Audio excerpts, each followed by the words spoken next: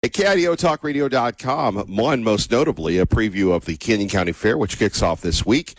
And, of course, a rodeo in Meridian. A lot going on. Joining us now to discuss, Mayor of Caldwell, Eric Phillips. Mayor Phillips, always a pleasure to have you on, sir. How are you? Good morning. I'm doing great. Just continuing to serve the city, and we just got finished up with our budget workshop season. We'll go into a final budget hearing next month. And as you mentioned just a minute ago, we have the Canyon County Fair starting here in Caldwell this week, and we were very excited for that. Boy, after the budget session, I'm sure, you, as you said, everybody is happy to go to be able to enjoy the fair. Oh yes, yeah. No, I'm glad because we had to add a couple more budget workshops to clarify some stuff, and now we can enjoy funnel cakes, corn dogs, and all the animals and concerts we have going on this week. You know, and since you brought up the budget, we'll get to that. But let's talk. We did ask you about the fair. So when we take a look at it, we've got a lot of great concerts, a lot of great Western traditions, a lot of great competitions. What are you looking forward to the most?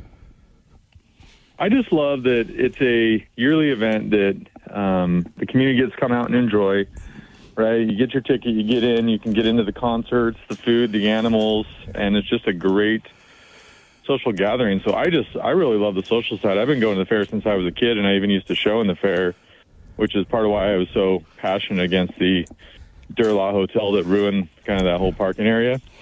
And I just love this time of the year. It's just a good community, opportunity to gather and enjoy each other's company and enjoy some good food and events. No, I'm with you on that. So what was it like? Do you remember when you were showing for the first time years and years ago? Oh, yes. Well, to go back even further, I grew up showing horses in breed shows and open breed shows, too. So I was kind of used to that as a real little kid. But then when I entered, the fair, it's kind of more the high school scene, right, because it was freshman through senior year.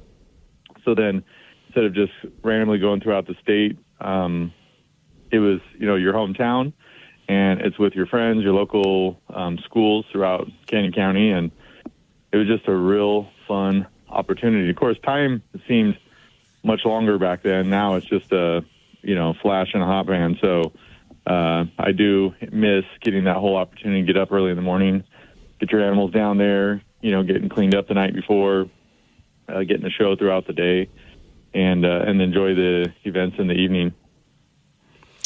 Any advice to people that are going to show? I mean, or has the game changed? I would, I know that the horse part, which was I was a part of, used to be at the arena there, and my understanding is now they do it possibly even several weeks beforehand. But because I came from the show world, I was really, really good, and I ended up winning all the stuff. And that's not, I'm not trying to say that in a cocky way. It just when you're into just the way you said it, right? Though, was it wasn't cocky. It was just very it was very authentic. I think a lot of other folks, don't necessarily back then didn't spend as much time. I have grandparents that judged horse shows, an uncle that they trained. So I had come from a pretty strong background of that, and my grandparents rode me pretty hard on making sure I was good, right? So I was blessed with that.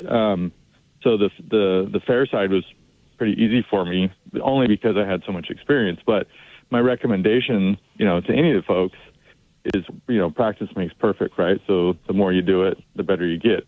Conversely, because I was winning, I got into the round robin, right? Which is there's a large animal and a small animal round robin. So all the top two in showmanship get to enter this contest. And I will tell you, I was pretty good at the other animals because I had friends that helped, but I could not get the pigs for the life of me.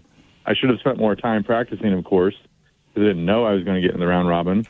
I was just fortunate, but those pigs, I give it to those that show pigs because they are not easy.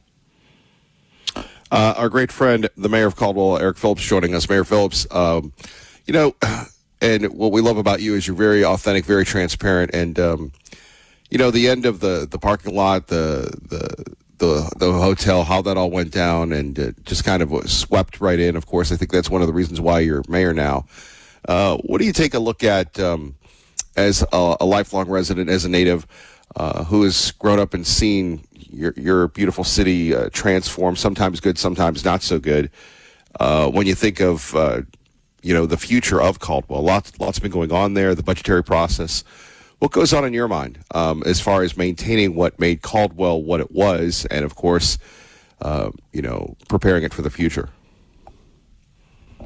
That's not really a multi-million-dollar question, but there's a lot of things that go with that, right? So, one, we have a wonderful city, right? We start along the tracks. It's grown over time. It's had its ups and downs, and we've grown explosively, especially in my predecessor's time. And there's one thing I tell folks: there's a lot of houses approved that even if we stopped approving everything right now, there's things that have already been approved illegally. They're allowed to proceed forward unless they, for some reason, decided not to. But, I remember when this town was really small, and obviously when I was a child, there was people that probably thought Caldwell was big at the time, too, because they've seen it grown. So it's figuring out how to balance all that. And there's a lot of nice new areas, new sidewalks, new streets. But the core of our city is wildly outdated, right, when it comes to like 10th Avenue, the Boulevard, and other areas. It's just there's way more traffic, and the roads, Kimball Avenue and others, just have not grown. So the thing is, if we want to keep pushing more growth, right, or those that want to push growth, I tell them, if you want to sell a product that's a good all-around product, and this isn't me championing explosive growth, just to be clear, but when people tell me that we need to grow, don't you want good roads, schools that aren't overcrowded, a police force that has the appropriate staffing, fire, paramedics, all of it, right? And with that, we're running into challenges with House Bill 389. And I wasn't against the legislature, making cities live within their means, but because of the way we've grown and the way we're continuing to grow, I can't stress the need enough to make sure our infrastructure supports, what we have, because I now have people that are like, man, I want to leave because it's crowded, it's packed, and it's not going to get any better unless we find a way to balance all that. Also, to make sure we don't put that on the back of the existing taxpayers, right?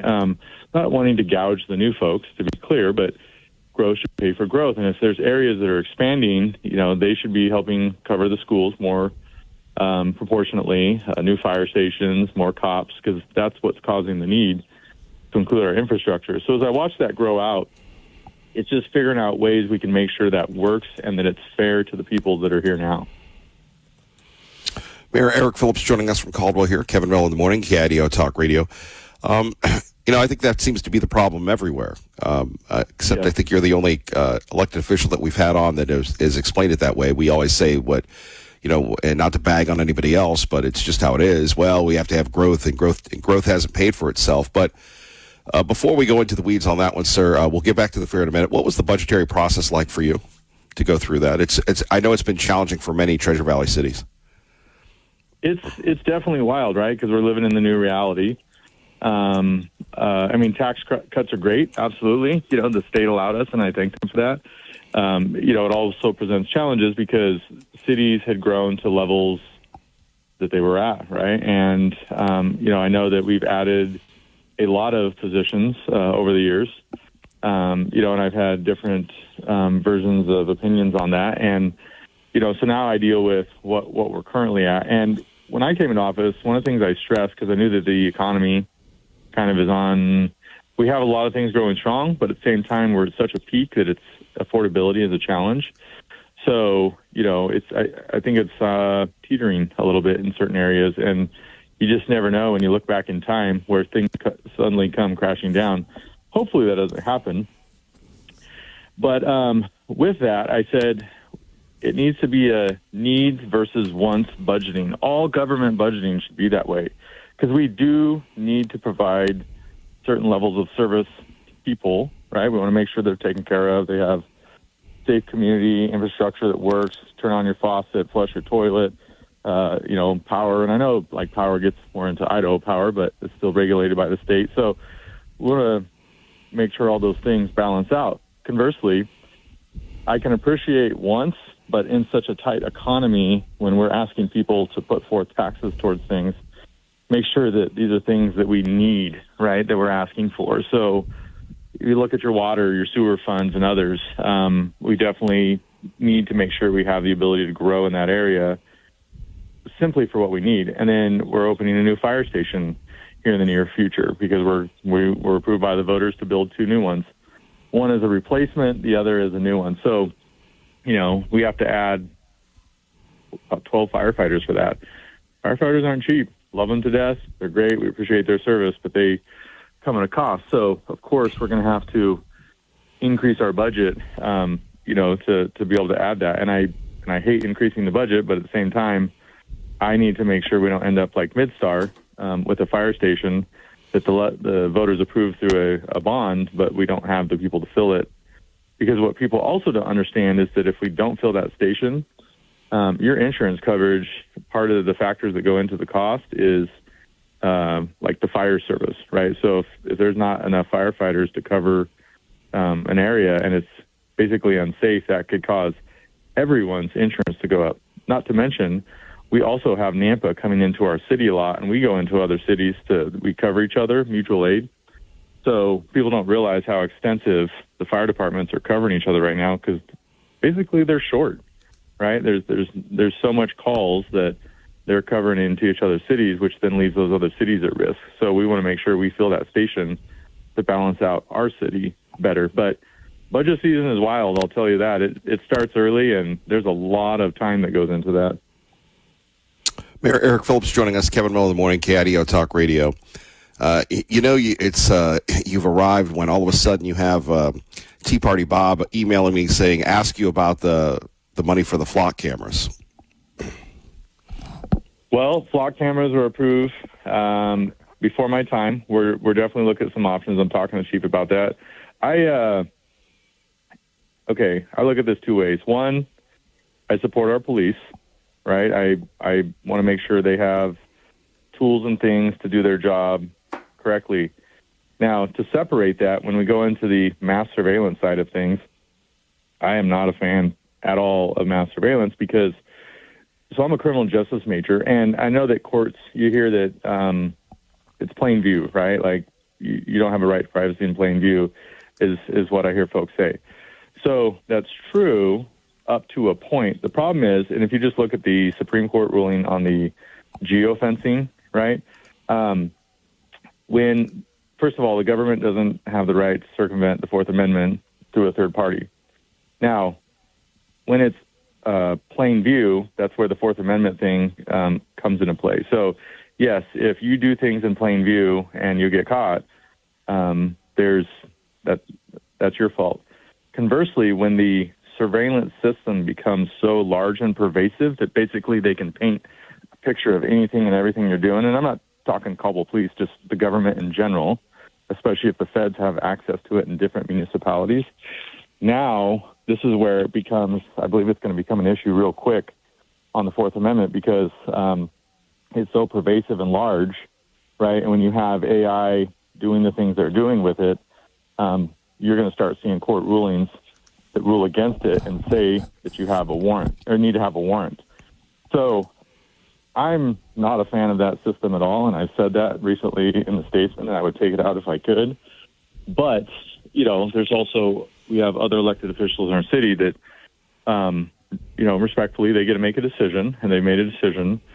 So, as we look at options, I'm also have spoken with a state legislator recently that wants to look at kind of reining in this stuff to where, maybe in the first 24 hours, police could look at it. After that, they would need to get a warrant, to make sure that there's those protections in place. And then we're looking at protections ourselves. The chief and I are actively talking, about transparency, making sure the public has a part of that process. Our elected officials have a part of that process, and see what options we have. So, like I said, I think it's grown too pervasive. And if you look at China and Britain, once upon a time, right, they started adding cameras and look at where they're at now. So all it would take is a change in federal government. And if we look at COVID, I mean, that was a dumpster fire, right? With how some of the things that municipalities, state, and federal government did to people. What would stop them from doing that again, especially depending on who's in power at the time? So, like I said, separate culpable police from that and look at the bigger picture of mass surveillance. I mean, it's becoming a wild thing, and I'm very uncomfortable with it nationwide. Yeah. Mayor Eric Phillips joining us here. Back to the fair. It's going to be hot. It's always hot during this time of year. But people come out. People love the fair. Any big memories you'd like to share? I just, I mean, I think as you become an adult, some things become smaller just because you're used to it. Right. But I remember as a child, just kind of the magic, the Ferris wheel, the Gravitron, the funnel cakes. I'm sure my doctor's not going to love my blood results after a week of funnel cakes, but Pronto Pups. I mean, just and really, even though there's a lot of new faces, being born and raised here and having a lot of family people, I went to both school districts, so it's kind of a big social event. That's what I loved. It was like a free for all for getting to see a bunch of people in 1 week instead of having to schedule separate meetings to see them. So that's one of my favorite memories, is just the social side and just getting to catch up with a lot of people. Are you still hitting it hard on social media? And you know what I love about your social media? You're always adding value. You're always putting people over. It's almost like you're more of a reporter than a politician or an elected official. Yeah, I am. And, now that budget season, we have that one more hearing, right? So we'll have a public hearing in August where people can listen in. But, we've been extremely busy with that. We're bringing a new public information officer. So between city stuff we'll put on the city page, you're going to see kind of a step up on that, more maybe videos and things like that. But on my social media, I definitely, I fully, wholeheartedly believe I work for the people, and the people want to know what's going on. So, there's a couple of folks that aren't really social media fans, right? You look at different eras, right? They didn't grow up in the social media world. So conversely, there are people that are older that love social media. And I'll tell you, right, time and time again, when I'm out on the street, or events, I constantly get people thanking me for that, right? That transparency, that awareness. And I feel I owe it to the people. And I think it would behoove a lot of most elected officials if they would be more communicative with the public, let them know what's going on, let them know what you're doing, because once again, we work for the people. So let them know what's going on. Yeah, you're going to get some people with colored comments on or colorful comments on social media, but you just keep doing what you're doing and tell either my wife or myself decide what the future looks like, or the people decide for me, one way or another. I work for the people, and I'll continue sharing, highlighting, showing people what's going on. And now that budget season is going to be over, I'm going to get back to some more posts, catch-ups, weekly updates, and just really just sharing with the world what we're doing. Well, you have very colorful city council meetings. I will say that about you folks. Well, Never a dull we end moment. up on social media a lot, so I think, you never know. You just never know, right? I mean, yeah. I think in general, if you look back in the city over the last few years, I don't know, maybe Netflix should take a look, but, it is. I think we're all learning, right? And we have a rowdy section at the rodeo for a reason, right? We're rowdy here in Caldwell, but I also love our city, and I do appreciate people's input. I think we as elected officials, we all have learning moments, right? Or moments maybe we wish we had done something different, but we just make sure that we learn from that and don't let it happen again. But it's definitely, if you follow our local community pages, you can see what goes on in council meetings. Yeah. Mayor Phillips, we're big fans, as always. I can't believe you signed up for the 6 a.m. segment, but we appreciate that, sir. Well, it was a late night Monday. I think we worked somewhere between 11 and midnight for the council meeting. We had another 5 to 7 budget workshop last night, and we're back at it early today. And actually have a event tonight where our Caldwell Veterans Hall is receiving an award. So we'll post about that later. But it's when I took this job, of course I'm military, so it's easy for me to say this, but it's a deployment, right? It's when you enter, especially full-time office, our council, God bless them, they do put in a lot of extra hours, and we thank them for that outside of their normal life and jobs. But I'll tell you, being mayor is not for the weak. It's all the time, and I feel if you're not going to spend the time, don't run, right? If you're not ready to spend that time, but I'm here to serve the people, and whether it be 6 a.m. or falling asleep almost at midnight, late at night doing executive sessions or other things. That's the job we signed up for. Mayor Phillips, we appreciate you. Thank you very much, sir. Yeah, thank you, and thank you for all you do. Love listening to you any chance I can get in the morning, especially when I drive into work, and appreciate the fight you have going on for our community and future of America. Please have a funnel cake on me. I'll probably try all the flavors, so I'll let you know how those go.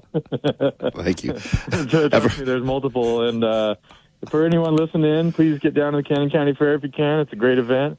We also got our rodeo coming up next month, so we have some added space, and of course, pay attention to parking. Get there early because the Durlot Hotel changed everything. But with that, we still have lots left, and God bless everyone, and hope you all have a wonderful week.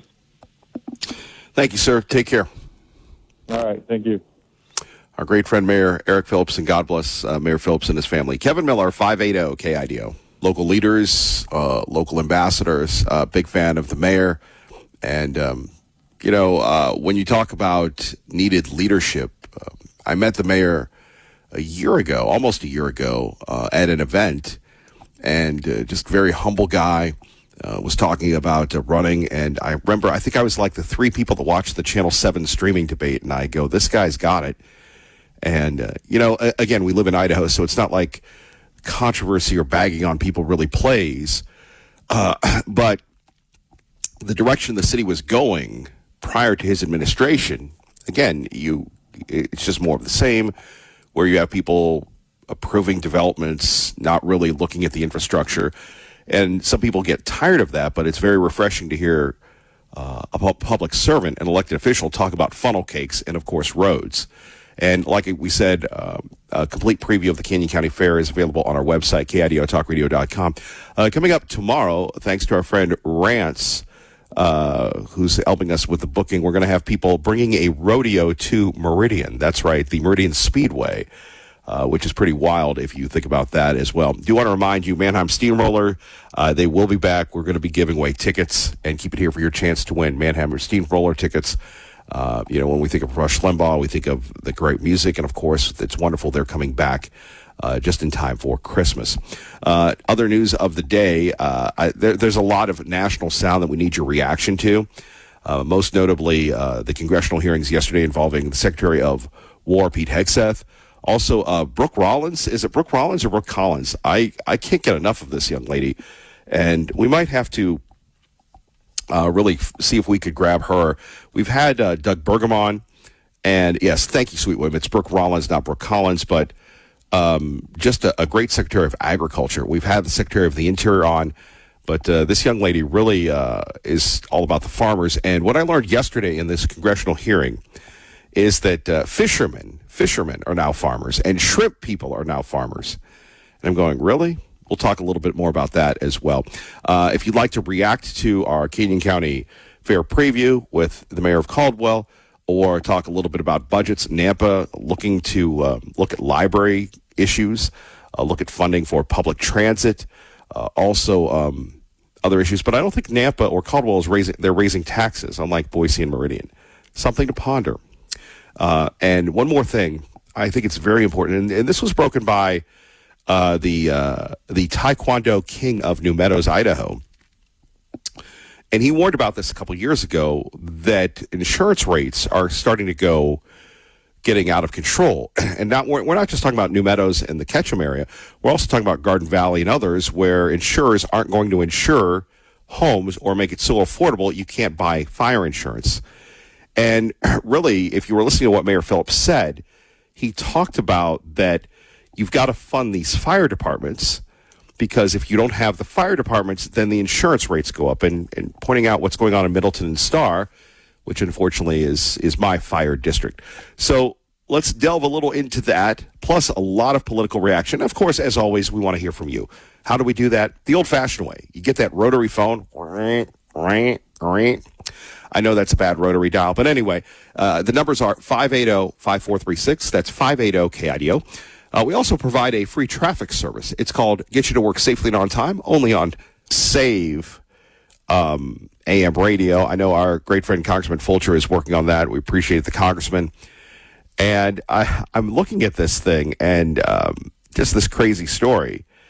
And I know we've all become addicted to phones. And I believe that years from now, obviously, I think the phones are going to be replaced by something else, maybe something smaller, maybe a computer, whatever, a computer chip in our brain or something that, or as the Bible says, the sign of the beast, which I hope I'm wrong on. But I think that we need to really go back to analog. And here's the story why we need to go back to analog. Ripped from the headlines, rogue OpenAI bot escapes lab and hacks rival, unprecedented incident. Now, one thing they can't do, they can't get at AM radio. Well, and yes, our computer systems, we know we've been hacked a few times, but you go back to the old analog, you get rid of the digital smidgetal, and you go back to dials. And if you don't know what a dial is, or a button that you actually push and not a computer screen or a touch screen, they can't touch that. And by the way, again, we take a look at, let's see, I love this. Unprecedented incident will revive concerns new tools could be repurposed for unstoppable cyber attacks. A powerful version of ChatGPT went rogue and hacked another technology company during internal testing, OpenAI has admitted. Shout out to Greg Ferreira, a giant Greg Ferreira. Man. As we, you think about that. We talk about the Canyon County Fair coming, talk about the rodeo at the Meridian Speedway, and then we take a look at the big news of the day. And you think to yourself, man, the state now in the negative by $15 million in fire suppression costs with fire season yet to peak. And then we could go on about these things. But I want to go back to something that impacts all of us. And this issue involves insurance costs. And Dylan has gone through this. And it's easy to think when you have people on that, Dylan is just some imaginary voice. But he's talking about losing a lot of land and a lot of property, and he had to call Congressman Fulcher to help him. And when we take a look at our public officials, in truth, we don't elect them to really go to Washington and represent us. And this is one of the reasons why Congressman Simpson continues to get reelected, despite what his views are concerning ag and immigration and everything else. It's what makes Senator Risch so effective. And Congressman Fulcher and Senator Crapo. I can mention Senator Risch specifically because I've had to call his constituent services. And what you don't know is this is the bread and butter of every competent elected official. And it was that way when the Attorney General was a congressman, when it was Congressman Labrador. You have this office called Constituent Services. And basically, if you have a beef with the federal government, if you have a beef, especially with VA stuff, I know this because when my mom worked for the senator, not our senators, but another senator, Senator Bob Smith, she worked in Constituent Services. And, they love helping people here in Idaho. And when you think about it, if you call the Bureau of Land Management, if you call someone else, chances are they're going to give you the Heisman. They're going to give you the pinky Heisman, not even the real Heisman. So you call their offices and you have caseworkers that help you. And that's really the bread and butter of our great elected officials here. But I digress. Back to, and again, how I got sidebarred on that was Congressman Fulcher was needed to help dealing with a problem with land management from a fire. But this is something that every elected official should be working on. And, you know, whether it's the mayor of Meridian, the mayor of Boise, the mayor of Nampa, Mayor Phillips, mayor of Star, Cuna, Caldwell, Homedale, everyone. This is what we elect people to do, is to deal with issues of costs. Not to be at the comic book store, not to be doing anything else, but the issue of costs. And Idaho is a beautiful state. Affordability is already a crisis here. Now you're telling me the godless insurance companies are going to try to price people out of their homes by raising rates or saying they're not going to insure people. And it's, in a way, almost how the people, the public servants, or whatever you want to call them, the fire districts get their people. They say they need 10, maybe they need 5, maybe they need 15. But if you don't adequately staff those facilities, then your insurance rates go up, and then you're working 3 or 4 jobs. That doesn't sound like the American dream or the Idaho dream to me. That is a legitimate danger to everyone. Whether you live in an apartment, whether you live in a rental, whether you live in a home, whether you live in a mobile home, whether you live in your car, that is a legitimate danger. And Mayor Phillips came on this program and discussed it. I know Tea Party Bob has discussed it. I know I've discussed it.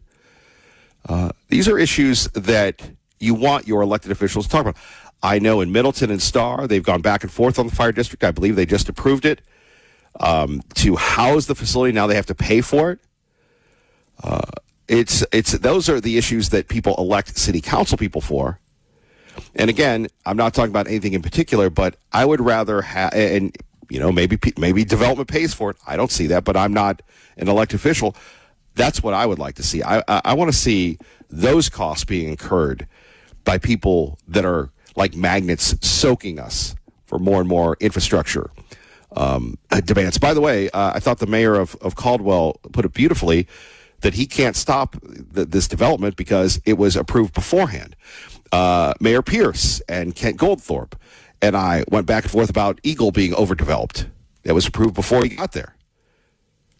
So, again, it's great to have these folks on. We love the opinion. We love the information. Phone numbers here, 580-5436, 580-KIDO. Sean Hannity today at 1 on 580-KIDO. Al in Ontario. Al, good morning. Good morning. Yes, I enjoyed the interview, and I liked what Mayor Phillips said concerning the flock cameras. I'm glad that Tea Party Bob asked that question because that's always something on my mind, you know, the absolute power of the rent-seeking government that we have. And that's another concept that the people don't really understand is rent-seeking. And what that is just the act of manipulating political or economic systems to increase their own wealth without creating any new wealth or societal value, right? And you don't create goods. Rent seekers just use tactics like lobbying governments and regulations to block competition. And basically, that's how the legal victim grievance insurance industrial complex basically screws everybody. Back in the day, I mean, it was just an incidental cost for insurance, health insurance. We didn't even have car insurance. Okay, the whole insurance scam fraud is this big rent-seeking freak show that we have where, people you have all these lawyers. Now they got this big pile of money because everybody has to put all this money in here, or you go to court and you lose everything. You have to have 5 attorneys on it, and what are these attorneys doing? Well, I mean, they don't know the law. No attorneys know the law because really the law is what the political commissars, that is the federal judges, say the law is. I hired 2 attorneys before, and they told me, yeah, this is what these words mean, and it goes up to the state. No, that's not what those words mean. Oh, okay. Well, why are they board certified then? So the whole thing is nothing but a sham, and there is no transparency whatsoever in the entire sham rent-seeking freak show that we have as a government, and they cover things up. It's like here's the Gateway Pundit headline: Chris Wray and Chris Krebs lied. They knew Iranians breached U.S. election system in 2020 and stole 100,000 identities, and then posted a video online of that. Okay. And then they hid that information from the American people. Is that transparency? Here we get another one. And I've been keeping my eye on this case because the FBI killed this guy, Theodore Deschler, back in 23, and nobody knows. That the local police, nobody knows, why did they kill this guy? And the Tennessee Star goes up and says, hey, what's the circumstances? And the FBI says, oh, we don't discuss tactics or techniques. Okay, well, we're not talking about tactics or techniques. We're talking about, why did you kill the guy? Oh, that's secret. Oh, we don't know anything about that. And so here again, too, you have to have transparency, but realize these freakos who are basically turning everybody into sheep, they're never going to give you any answers, and they're never going to give you transparency. It's just not what happens when you're in the subjugation phase of a Marxist takeover. And so you got the Marxists, you have the rent seekers, and these are all part of our deep state government. And President Trump can't really do anything because these people are these people, these federal political commissars, otherwise known as judges in the black robes, nobody can ever get rid of these people. You can never get rid of the deep state actors. And so what you have is a few political people coming in for a couple of years, but the deep state rent seekers, Marxist nutcases continue to just degrade everything that we have in our country. And so it's very important that we understand these concepts, okay? And we can't get on our knees and bow and suck the toes of these power mongers, these power freaks. No, we need to talk truth to power. But nobody will talk truth to power because they're all scared. Okay, they're like the Eloi, right? The Morlocks have got them. Okay, that's the reference to the movie The Time Machine. But anyway, yeah, so that's where we're at, Kevin. Yesterday you framed a question about, how do we get people to buy American goods? Well, the problem is our rent-seeking economic system has made it so impossible for the United States to even make goods. The people, we don't even have the ability to make our clothing, our furniture, our tools, our appliances, our medicine, our metals, all of the base things. We don't have the ability. We don't have the workforce, Kevin. So, yesterday you were saying, well, how do we get the American people to, spend a little bit more money and buy things that are made in America? Well, nothing's made in America. We don't have a disciplined workforce anymore. Okay, so this is what's happened to our nation. This is this rent-seeking and this economic manipulation by the legal victim grievance insurance industrial complex. Okay, so what we need to do really is just understand what is really at the basis of the problems that we're seeing. Okay, it's all manipulation, it's predation.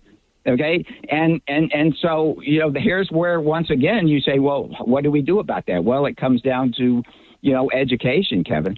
It comes down to talking. It comes down to the Kevin Miller Show. Yesterday, Bob said, President Trump lost the 2020 election. I mean, I don't believe that for a minute. I don't think he lost it. I don't think we know who won or who lost the 2020 election because it was so incompetent, virtually like everything else we get out of the rent-seeking class. Everything in government is just absolutely purely incompetent. And when they start hiring all these people, it just throws more and more fuel on the fire, because now we got to pay these guys, and they've got all their pensions and everything. Why don't we just have volunteer firemen? Okay, I mean, why don't we just do some things where we can actually just do things without increasing the bureaucracy, increasing the government, because the government is the problem. Temperatures, the Canyon County Fair, and of course a rodeo at the Meridian Speedway. Those stories and more on our website, KIDOTalkRadio.com. We're joined now by Jonathan Savage, who joins us from the cool confines of London, England. That's right, from Boise to London. Who would have thought? Good morning, sir. Hello, good morning. Here we are. Cool confines? Is that cool as in temperature or cool as in vibe? We consider you the Orange Cassidy of this program, so we'll go with the cool vibe. Yeah, that's what I was thinking too. Well, I mean, if the shoe fits, I mean, you do kind of remind us of Orange Cassidy or Sammy Guevara or one of those other not Luke Perry, Matt Perry, whatever his name is, Jungle Boy, whatever that, Sean Perry, whatever the kid's name is. Jack Perry. Jack, yeah, maybe kind of like the Young Bucks, maybe. We could call you the Young Buck. There we go. Yeah. Are the Young Bucks going to be called the Young Bucks forever? Because they're not that young anymore. No, I actually read their book, which was very whatever. Oh, really? Yeah, it's kind of too bad. I just finished a book on Tucker Carlson, and it was fascinating because, unlike you, I didn't come up in the digital smidgital age. I came up in the age of Evans and Novak, Crossfire, analog dials, buttons, AM radio, when America and United Kingdom were great. Not the TikTok that you are so fond of today. And it was really great how they described the pre-digital world. It made me think back to the old days, like Jim Crockett Promotions. And probably made you feel very old indeed at the same time. I mean, I remember having a TV in my bedroom, and every so often when the TV in my bedroom, I'd have to give it a hard smack on the side just to fix the picture. So, I'm no stranger to the analog age. Yeah, that reminds me of how John Mounts would always be amazed at me. It's how I would fix computers in the day. I would just smack them all the time. He would just look at me. Before we get back to memory lane here, the latest concerning the Iranians, the Lebanese, the presidents, a lot of strikes going on. What are people around the world thinking of the escalation of violence and tensions between the terrorist thug state, the Iranians, and the good guys? Well, look, you have been calling for European countries to step up, and there is a European country which arguably is stepping up. Bulgaria, the Bulgarian parliament has backed a government proposal which will allow the U.S. military to use an air base there to support U.S. operations in the Middle East. Some in parliament have been worried about getting involved in the Iran war, but almost overwhelmingly, the legislators in Bulgaria say that up to 8 U.S. refueling aircraft, along with 250 personnel, will be able to use the airbase from this Friday until October. The new British Prime Minister, Andy Burnham, has also extended the policy which allows the United States to fly raids into Iran from RAF Fairford and from Diego Garcia in the Indian Ocean. These are described as defensive. They are raids to protect countries against Iranian attacks, but they also will allow missions targeting Iranian facilities near the Strait of Hormuz. So there are European countries who are continuing to offer the U.S. support here. Our great friend Jonathan Savage here. Well, thank goodness for the Bulgarians. What about you people? Well, I just said the new British Prime Minister, Andy Burnham, is going to allow the U.S. to continue to attack from RAF Fairford and Diego Garcia. He's going to allow us. That's big of him. Yeah, well, it's these are British bases. and he's decided that he's going to continue this policy. He's probably not going to expand it. I don't think he's going to get the British directly involved. They did talk about it when they spoke on the phone, did Prime Minister Burnham and President Trump, hours after Andy Burnham ascended to 10 Downing Street, and they talked about the UK trying to help reopen shipping in the Strait, but don't think they made any major progress there. I'll just give you some breaking news, because I'm looking at my terminal here, and I'm seeing some new comments from President Trump. He says that anytime Iran shoots at a ship in the Strait of Hormuz, the United States will bomb and destroy one bridge or power plant. This week, President Trump had previously said it was going to be bridge and power plant week in Iran. He hadn't gone through with that threat yet, but now he is reiterating the threat, saying that the U.S. will go for a bridge or power plant in Iran every time Iran shoots at a ship. We had that 10 minutes ago. Well, look, I don't know if you need me anymore, but that's fine.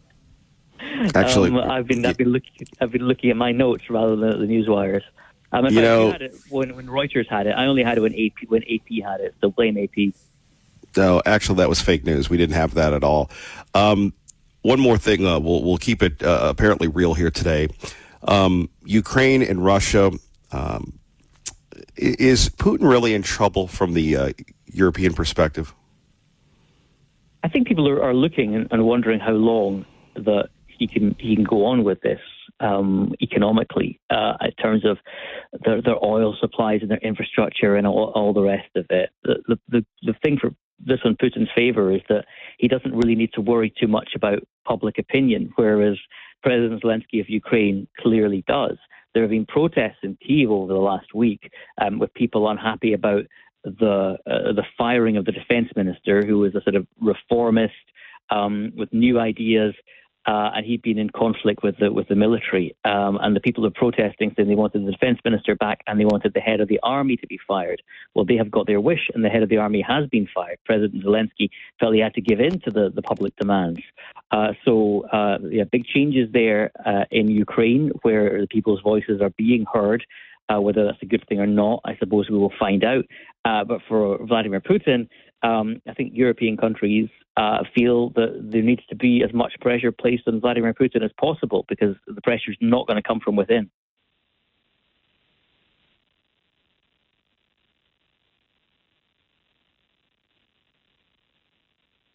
Have I lost you? That as soon as we mentioned Putin, there was a slight mini power surge. I don't know if that happened where you were. It was even less than a second. But apparently Vladimir Putin does have a problem with people saying that he's done. Do you want to tell you, Mannheim Steamroller coming back? You can win tickets before you can buy them. Now, what we're going to do here, we have a lot of tickets to give away. Obviously, they'll be here in town right before Christmas at the Ford Idaho Center, which we love, we appreciate. However, I do want to say this, that I really would love to go back to the old 580 KIDO contest. Now, and basically what it is you call in, and we'll start with a pair of tickets. Now, if you're really good, if you really sell it, we'll give you a family 4-pack. Because who wouldn't want to see Mannheim Steamroller for free? But this is what you have to do. When you call in, Bo's going to take your call. He's going to say, do you want to, and you're going to say, I'd like to win those tickets with Kevin Miller. And then what you're going to do is you're going to come on with me, and we're going to figure out how many times that you can say 580 KIDO in 10 seconds. Very simple. You don't have to have the stress of being caller number 10 or 20 or 30. And really, it's so insensitive when we do that to you. I much prefer this way of giving away these Mannheim Steamroller tickets. So throughout the program, if you have, and you don't even have to have the guts. You just have to go 580 KIDO. That's all you have to do. And you're going to win those tickets before you can buy them. Tickets go on sale this week. Mannheim Steamroller at the Ford Idaho Center. Yes, you're right, Sweet William. Let's go to David DeHaas. Paid for by Living Waters Wellness Center. We have a Wednesday, DeHaas. Good morning, Double D. 580 KIDO, 580 KIDO. Hey, My man. Good morning, Kevin. We worked with a 14-year-old boy from Texas who couldn't sit still, always fidgeting and diagnosed with ADHD. Doctor suggested medication, but mom refused. He was very thin and struggling, and she brought him to Living Waters Cleanse, and we discovered the real issue, a huge parasite load. And after our herbal protocol, parasite zapper, on-the-med, frequency machine, colonics, herbs, the parasites came out in droves. Today is calm, focused, and can sit for 90 minutes easily. He's a different boy with a whole new future ahead of him. Parasites can cause far more problems than most people realize. Everything from anxiety and psoriasis, anger, chronic pain, and even cancer. Ready to reclaim your health? Visit livingwaterscleanse.com or call 208-378-9911 and then tune in Sunday for the Whole Body Detox Show on KIDO Talk Radio, 580 a.m. My guest Daniel Zavrell and I discuss our energetic bodies, how we're one big electrical grid, and how to clear blockages so your power can flow correctly again. Nothing here is meant to diagnose, treat, or cure any disease. Seek out a qualified healthcare professional to see if cleansing is right for you on 580 KIDO. David DeHaas, we appreciate that as always, and we love when you give the disclaimer, brother. That's my favorite part. I love it too. Always disclaim on 580 KIDO. All day long. Disclaim. KIDO, 580 KIDO. I can win that contest, Kevin. I can win it. I'm with you. I think you're setting the standard already. But no parasites to trip me up, Kevin. No parasites to trip me up. 580 KIDO, 580 KIDO. A clean 580 KIDO. We appreciate you, sir. Thank you. Have a blessed day, my friend. Paid You for as by well. Living Waters Wellness Center. How do we really match that one? How about cats in Florida for Matt Murphy at 580 KIDO? Authorities in Florida say a postal worker collected dozens of feral cats along her mail route, only for the animals to end up living in deplorable conditions. Investigators in Martin County say they found about 92 animals, including 80 cats and 12 dogs, inside a home with no working air conditioning, ventilation, and in some areas up to a foot of animal waste. Officials say many of the animals were suffering from untreated medical problems and are now being cared for by the Humane Society of the Treasure Coast. The 77-year-old woman is facing multiple animal cruelty-related charges as the rescued animals begin a long road to recovery. Matt Murphy, Fox News. And just a lesson to support your local shelters, whether it's the Lake Lowell Animal Shelter, the West Valley Humane Society, the people that do Simply Cats, also the Idaho Humane Society, really take care of those little four-legged furry family members. Joining us now, he's a furry family member. His name is Dylan from the Great Idaho Show with Kevin Miller at 580 KIDO. Well, hard to follow up with David D there, man. He is always right on, isn't he? I'd really actually love to see you get a cleanse. I think that would do you a lot of good, and it might help you get along with all of your political adversaries and enemies. I think actually it would be great to, and we won't mention any names, but we could have a cleanse off. Who has the most fecal matter? If it's in Idaho politics, it's going to be stacking up. That's an issue that's got to be talked about more. Has cost $37.5 billion through. There was some more fecal matter there. Sorry. It was stacking up. But you're talking about homeowners, insurance cancellation. We have a colliding issue in Idaho. I just talked to another old friend of mine, born and raised Idahoan, has his home, had his insurance canceled. His son is a broker. The only insurance they could find was $12,500 a year. And it had some extra special riders for the fire. He can't get insurance. Well, what happens? Can he sell that property? Can you knowingly sell a property if you can't get insurance on it? Well, you can't sell it to people that need to get a mortgage. You might be able to sell it to cash buyers. And the problem is also being exacerbated in rural Idaho because volunteerism and fire departments are declining. And what's happening in rural Idaho is people actually care about EMS more than they do fire. The fire is there for the insurance. Are homes burning down left and right? No. Do we need fire? Yes. But what these older populations care more about is EMS, so they do levies, like in Garden Valley. They have their Garden Valley Fire District, yet they're using the money to fund EMS because they actually care about EMS. Well, almost went bankrupt. The volunteer fire departments all over the place are going bankrupt, and therefore exacerbating the insurance issue. And your counties are the ones struggling to provide this. Idaho is robbing the counties blind. When you really look at what credit the counties get, well, they are there to provide you with your sheriff, with your fire department, with your most basic services, roads. They are the limited government.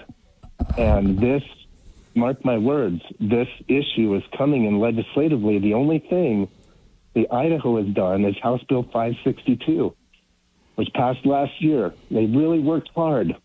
They basically passed a bill that made the insurance companies give a 60-day notice for cancellation.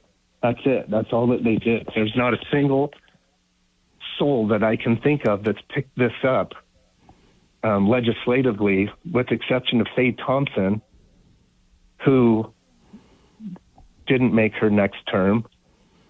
So wait a minute. Hold on. So the person that was actually handling this, they gave her the boot? Faye Thompson was the only person, and gosh darn it, there was Murphy Woodhouse wrote an article about this in BSU radio, and it was a very good article, and he was got very personal with people. You know, I don't really know why you're promoting all these other people. I just asked you a simple question. You know, I don't really get that. You know, it's funny. Nobody really attributes anything that goes on this program, but we're always so pointed to point to taxpayer-funded, subsidized stuff. I want you to be the source, not Slappy Bagappy from BSU Radio.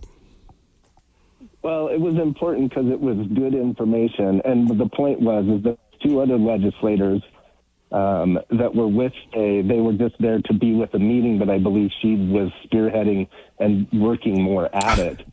Now, wait a minute. You just said she was the only one that was doing it. Now you're backpedaling. Which is it? There were two that went to one meeting with her. However, she was the one working on it more time over time and more different instances. I was trying to give credit to the other two, but I don't remember their names. Well, who cares? Here's the deal. You're a landowner and you're worried. And you're right. I think that you're bearing the lead. The lead here is, with respect to you, this is an issue that you hire the elected officials to do, not be involved in the political shenanigans, whether people like people or not, whether we go after people. I mean, this is an issue that should be impacting every local leader, right? Absolutely. Insurance rates have increased by 37% over 2 years in your typical rural forested area. The problem hasn't stopped. In 2023, we had 29,000 cancellations, and that has continued to maintain consistent, and we're losing fire departments. This is one of those issues where the problem's been in development for a long time. It's here. We know about it, but it'll be catastrophe before we fix it. It's just, and we're spending all our money at the state level on what? Well, why don't they care about? Why do none of us care about rural Idaho? I mean, really. You know, it's really hard to say. The state of Idaho has a money issue. We've got Scott Herndon out there pushing the Idaho GOP, getting rid of property tax. Well, that's fun and fantastic. It is also the one single funding source that funds your fire and your EMS and all your roads. So I'd love to see the wonderful plan and putting it all in the hands of the state of Idaho to fund the counties. The state of Idaho is defunding counties at this point. You ever talk to that guy? He's apparently a really smart guy. But, I don't know him. I just have seen him on social media. But, these are issues that need to be brought up. And quite frankly, until it hits people the hardest, it's not. And I thank you for doing that. But, we could talk about this proposal and that proposal. We could talk about how people were behind getting rid of the grocery tax until they weren't. And I don't really want to get lost into the personality conflicts, but this is a real poignant moment here. And the reason why I've been a little harsh with you this morning is you have people that are the smartest, the most qualified. They probably think to themselves, why do I listen to this goof Kevin Miller and Dilly and the guy from New Meadows and Patriot Ray? But this is a chance for you to talk to them directly. Now, I am going to be provocative, and I'm going to go, well, it sounds like nobody gives a rip. Just like nobody gives a rip about property taxes or the school system and all that. And you're going to have officials pounding their desk right now or on their way into work and say, darn it, that Kevin Miller, he's a hater. But this is an insurance crisis. This is a water crisis. And all I hear about is, well, we have a budgetary, well, the state has a surplus. I don't know if it has a surplus. We owe $15 million for fire suppression. Thank you, Mayor Phillips, for coming on. Nampa's cutting public transit. Nampa's cutting, looking at the library. I'm not bagging on Nampa, but these are real life issues. We have Caldwell that Mayor Phillips just talked about doing the budgets. These are the issues of good, promising local government that don't get a lot of news unless people like you, and there's no one like you, Dylan, bring it up here. Yeah, I appreciate that, Kevin. There's so many ways to go. It's about affordability is really what it boils down to, and it's an exacerbation of growth. Think about the legacy Idahoan. The legacy Idahoan up to about 2005 made no more than $20 an hour. They built entire retirements on $25 an hour if they were lucky towards the end of their life. They bought their home. They did the old school thing. They got a mortgage. They maybe got paid off. Now maybe their mortgage paid off, yet their insurance is skyrocketing thanks to data centers and power's skyrocketing. Property tax is skyrocketing. And these people are living on retirements that my kid gets paid $18 an hour to wash dishes right now. And so growth is neat. And we've got all these people that have retirements from other states and other economical concepts. But your legacy Idahoan is getting crushed right now, and especially in the rural areas that have the fire issue, because without fire insurance, some of these people still have mortgages. You still have a mortgage, they cancel your insurance, the mortgage makes you take out their insurance, and it is in some cases as much or more than the mortgage payment itself. No, and, I don't see...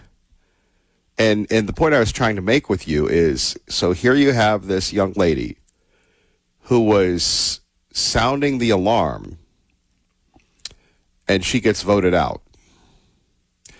And we do have elected officials, whether they admit to it or not, that listen to this program. And this should be the number one issue, not hiddle, diddle, and biddle, or I'm going to do this, that, and the other. And I'm saying this because I want to get along with everyone with the utmost respect. This is something that needs to be addressed. And according to you, you're my source, not Slappy with taxpayer-funded radio that I truly wish we wouldn't be funding them at all, because they're very successful. They're very good. They don't need my tax dollars. I'd rather have my tax dollars going to employing a fireman than Boise State Public Radio or Boise State or Idaho Public Television. Sorry, it's how I feel. And I'm not sorry about it. It's BS. But back to this point of, this is a time to call people out and to say, look, what are you going to do about this? Now, Mayor Phillips, he was great. You got to fund the fire. If you don't fund the fire, the insurance goes up. The insurance goes up. You can't afford insurance. You're out. And then, again, you have people that have, lived in the right place, done the right things, coming in, They paid off their home so they could buy their home for cash, have money left over. They have a pension. They go to the gym and work out. Maybe they even double dip, triple dip, because they can't get enough of the money. And the rest of us are the peasants, or as you like to say, the serfs or the slaves. That's really what it is. And that's why when I talk to people like you, like Mayor Phillips, that are natives, I yearn to hear your accounts of what has happened to your native land. Yeah, it's growth. It's growth. Native land is growth, and it's not paying for itself. And in rural Idaho, this is a big issue, and it really boils down to what is the state of Idaho doing to help ensure that we have fire and EMS. When you think of a limited government as a conservative, you're like, the first thing you think of is your sheriff, your fire, your EMS, and your roads. Where is all $15 billion state budget, all counties combined, $2 billion with 4 counties taking up half of that. Those rural counties, you're in a first world country today. Most rural counties don't even have a basic fire and EMS system. And I think we've got completely misguided. So as we're going to talk about getting rid of property tax, which is defunding the county. No, hold on. That's not going to happen. That's a political ploy. We're not the state of Florida. We're not going to get rid of the property tax. That's just a ploy to get attention. And with all due respect to people, it's not going to happen. It's not realistic. We already have budgetary shortfalls on everything. And oh, by the way, breaking news: Boise is hosting a town hall on rats. Well, glad to know that they're focused on the right things. Well, as long as Lauren McLean shows up, we'll be great. Well, I'm not going to talk about the mayor, but God bless them. They're going to focus in on rats. Good for them. By the way, we had legislation that was going to ban rats. Okay, see, again, I'm not a bright person, but I'm thinking if I have the common sense to think this property tax thing, that's great for political theater, but the insurance business, the fire districts in a state that is burning up right now, that should be priority number one. And that's a shout out to everybody listening. I'd love for you to contact me. We'll put you on. We need to get behind this. We need to get to figure this out. The Great Idaho Show, our friend Dylan. What's coming up this week, sir? By the way, this is a non-paid announcement. Coming up this week is nothing. I'm getting in the saddle, trying to organize a few things. I'm organizing a few thoughts on Boise as we have a 2027 mayoral election that we should all be talking about right now, and getting active and thinking about the legacy Idahoan, your elderly, and the people who built the city that are getting put by the wayside for, inclusion and equity and making sure all the homeless have homes. Meanwhile, they're losing their homes. So working on some data stuff here, trying to get Boise hopefully back on the right path, and hopefully getting this property tax discussion to focus on the facts that we're not going to get rid of it, but we should be talking about how we actually fund the most basic service you can ask for in the counties and help on insurance. All right, Dylan, got to run. Thank you very much. Dylan Stocker, The Great Idaho Show, greatidahoshow.com. We appreciate you for calling in. Phone number's here, 580-5436, 580-KIDO. Traffic now, 436-580-KIDO. Again, we're giving away tickets to Mannheim Steamroller. Win them before you can buy at the Ford Idaho Center. All you have to do, and, only the cleanser has had enough guts to call in. It's 580-5436, 580-KIDO, and we put you on the air. And obviously, we want you to recite 580-KIDO however many times you think you can do that within 10 seconds. Now, you got to do it more than 5. But chances are, we're feeling very, very generous. We have a ton of sound, but by the way, if you've missed it, an incredible action-packed show. It began with Mayor Phillips of Caldwell previewing the Canyon County Fair. And it dovetailed into affordability and insurance rates and everything else, funding fire departments, a very nonpartisan issue that everybody should really be behind. and we still haven't gotten to some of the big sound from yesterday. Why don't we do this? I know, but this is Senator Kennedy talking to General Dan Kane, concerning the Strait of Hormuz, because there is a war going on.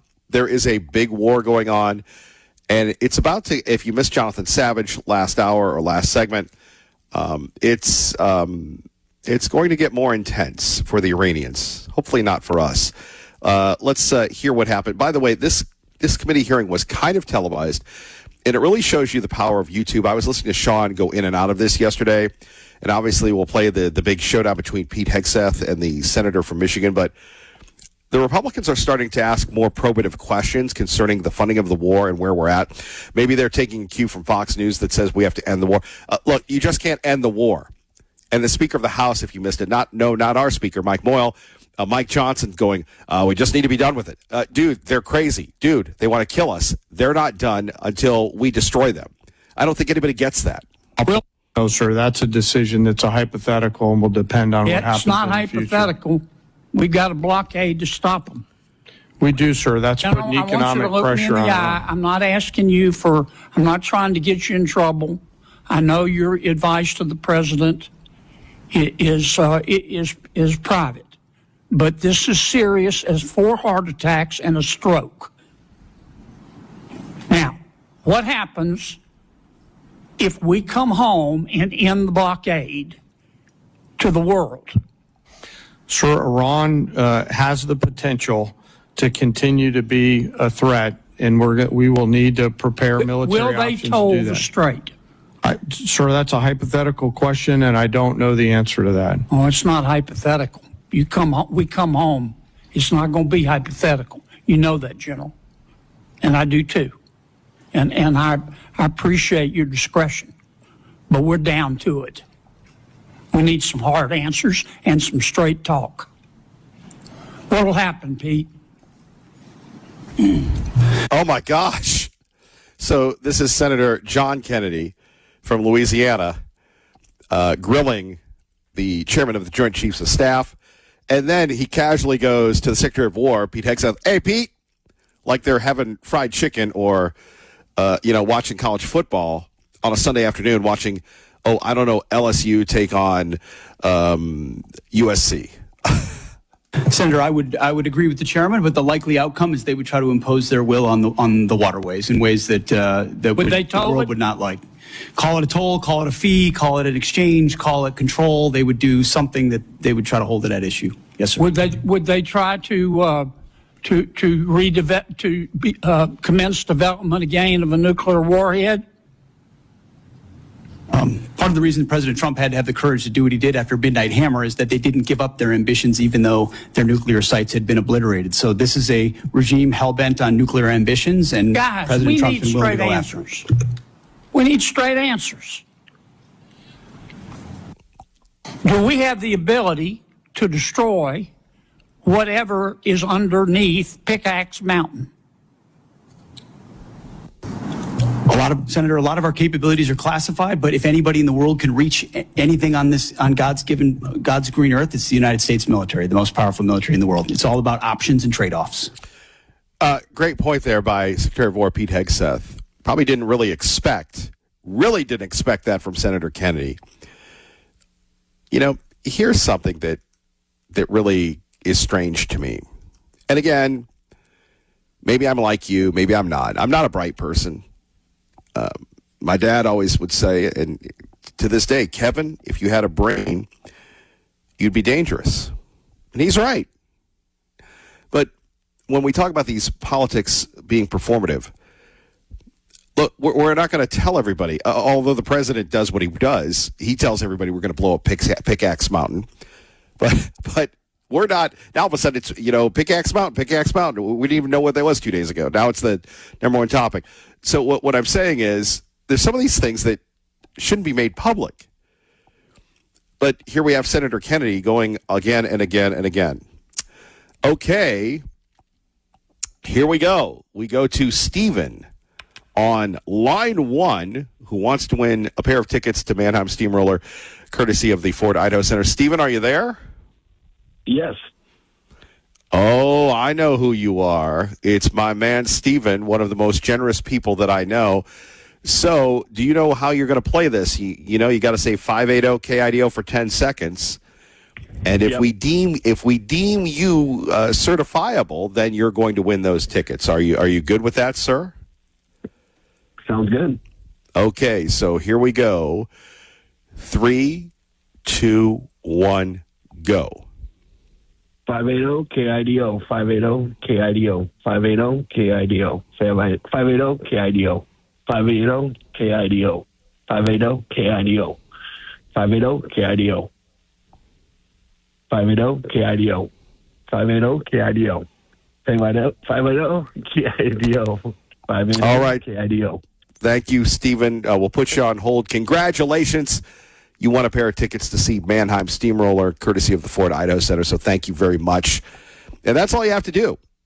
That's all you have to do. We appreciate you joining us here. Repeat it with me now, 580 KIDO.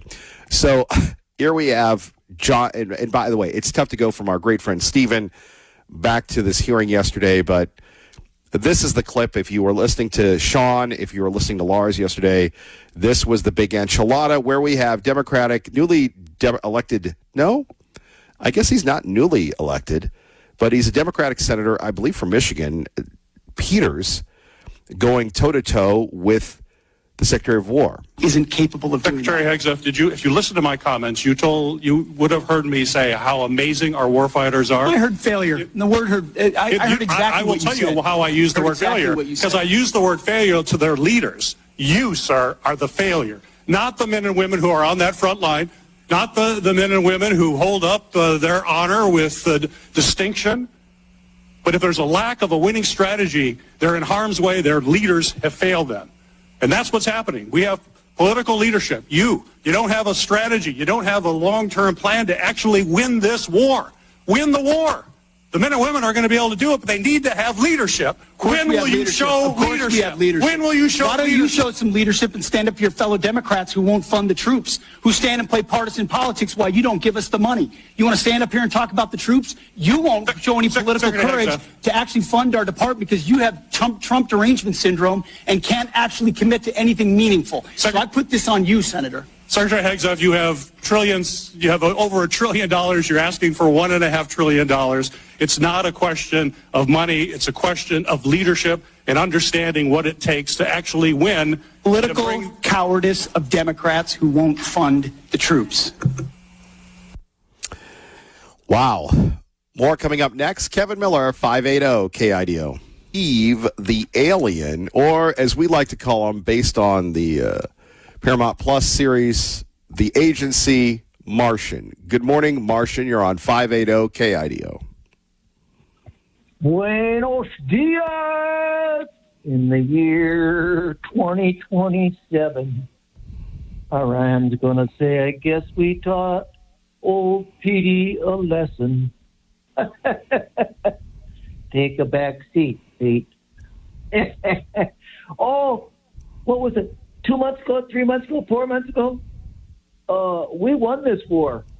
They want to make a deal so bad, but you know, we need $1 trillion so we can send them billions of dollars. So they do make a deal. Well, won't you give us more money, please, please, please, honey?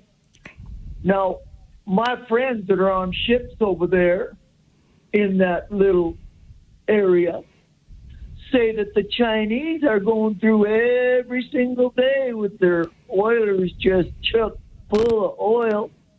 And none of the Iranians are attacking them with their drones or nothing. How come that is? How come China gets to get a pass? Huh? What's going on there? Jesus. I really don't understand where you're coming from here. Well, that's because you don't want to understand. That's because if I was in the Congress, you'd be on behind the table going, whose side are you on? I really don't understand what's going on, Liberal Steve. I don't understand what's going on. Well, why can't we have more money? I mean, we won the war. What a joke. It sounds like you're cheering for the Iranians. America. It's America, right or wrong. It's Iran, right or wrong. It's France, right or wrong. It's Russia, right or wrong. It's my country, right or wrong, right or wrong. It's Native Americans, right or wrong. Life is a big cliche, isn't it, Mr. Miller? I like how you're just throwing out phrases. But the truth is, blood has been shed. Blood has been shed, and we have a president that couldn't give a damn. Couldn't give a damn. And he said it more than once. I don't care about the little people. I don't care about your groceries. I don't care about your gas. I don't care about your health insurance. Doesn't affect me and all my Epstein buddies. Don't you say nothing about them. I got to give it to you. You're scoring points today. If you need to, Marjorie, you go out and start a war before you talk about my friends who are raping children. Okay, thank you for the call. Then you went too far. Then once again, you went too far. No. Let's get you to traffic, 580 KIDO. I mean, how do you really tolerate that? The rantings of an alien. Good morning, Dave. Good morning, Kevin. From the Idaho Pizza Company studio, heavy, steady traffic coming out of Canyon County into Ada County, slowing down in the Meridian area. Do have a report of a power outage in the Cole and Mountain View area. If you hit an intersection, the lights are out, treated as a four-way stop. Save money with Perfect Plumbing, Heating, and Air, and get your annual AC tune-up for $49. Call Perfect or schedule online at callperfectnow.com. I'm Dave Burnett. That's your traffic now on KIDO. Boy, I imagine Liberal Steve is still talking to himself. Phone numbers here, 580-5436, 580-KIDO. We have completed our 11th night of bombing Iranians. The president's saying that it's going to continue. Also, we've decided to give the Saudis nuclear energy. I don't really know why the Saudis would want nuclear energy, but people are concerned about a possible nuclear proliferation in the Middle East. And if the Iranians have it, shouldn't the Saudis have it? So we'll talk a little bit more about that. Lots of great sound, plus your reaction. And by the way, congratulations, Stephen, winning those tickets to Mannheim Steamroller. Coming up, win them before you can buy it, right here with me, Kevin Miller. All you got to do is play the Kevin contest, or whatever we're going to call it. You need to come up with a name quickly. How about this? 580 KIDO, brought to you by Window World Boise, windowworldboise.com. Check them out today. Get those windows replaced, locally and veteran owned. Good morning. At Team Mazda, check them out today. Some wonderful deals. Aaron and Joel always working for you. Team Mazda, conveniently located in Caldwell. Let's go to our great friend Jeff Manasso, who joins us now. Jeff, always a pleasure to have you here in Idaho. Hey, buddy. Good to be with you, as always. Well, here we have it. Only a few more weeks of non-NFL football. I know you're a big Packers fan. Are you feeling good about the season coming up? Haven't even really begun to think about it, but yeah, man, getting ready, I think. Well, between that and just trying to sift through the post-World Cup propaganda, it's a tough world we all live in. Yeah. All right, our great friend Jeff Manasso, a man from the Midwest. We love him. Let's talk a little bit about what's going on with the grid, man. I'm a little worried about this.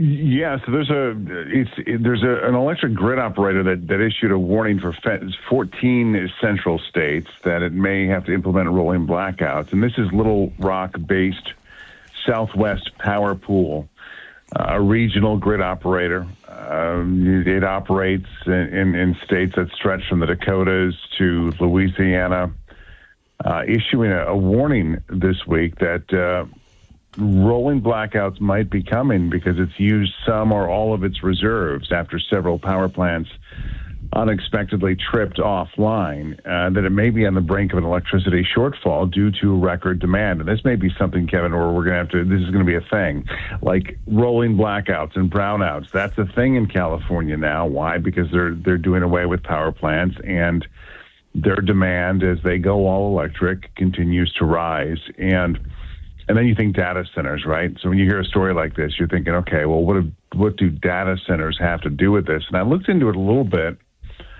And as far as, I mean, there's no publicly available verified count of AI data centers currently operating on SPP's grid. I mean, there are thousands across the U.S., but SPP has also acknowledged that AI data centers are a major source of new electricity demand. So they're pulling from this grid, just like our grid, your grid, everybody else's grid.